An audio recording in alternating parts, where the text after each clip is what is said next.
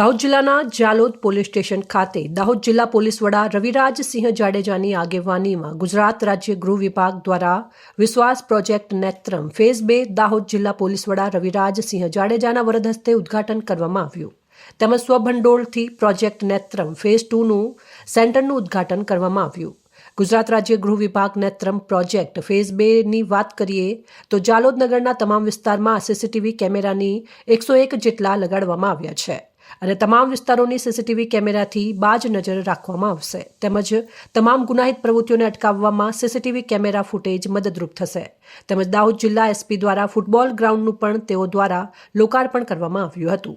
આ ગ્રાઉન્ડ તમામ પોલીસ મિત્રોને તેમની ફિટનેસ માટે મદદરૂપ થશે તેવું જણાવ્યું હતું।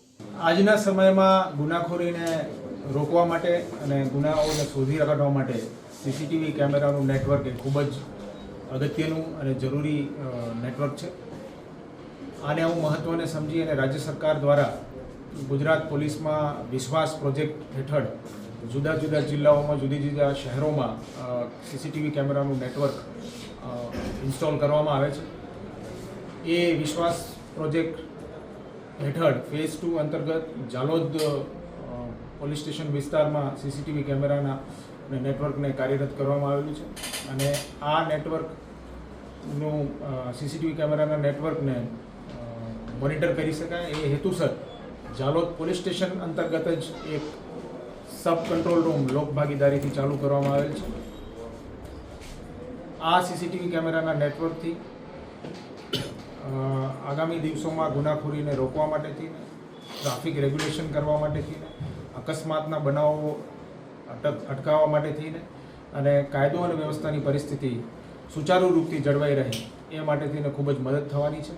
સાથે સાથે જાલોદ પોલીસ સ્ટેશન લાઇનમાં જાલોદ પોલીસ કર્મચારીઓ અને અધિકારીઓ પોતાની ફિટનેસ જાળવી રાખે એ હેતુસર એક વોલીબોલ ગ્રાઉન્ડનું પણ ઉદ્ઘાટન આજરોજ કરવામાં આવેલું છે અને દાહોદ જિલ્લા પોલીસ દ્વારા આગામી દિવસોમાં પણ દાહોદના જુદા જુદા સ્થળો ઉપર સીસીટીવી કેમેરાનું નેટવર્ક વધુમાં વધુ સ્થપાય અને એમાં લોક ભાગીદારી પણ કરવામાં આવે એવા પ્રયાસો કરવામાં આવશે જેથી કરીને દાહોદ જિલ્લામાં કાયદો અને વ્યવસ્થાની પરિસ્થિતિ સારી રીતે જળવાઈ રહે।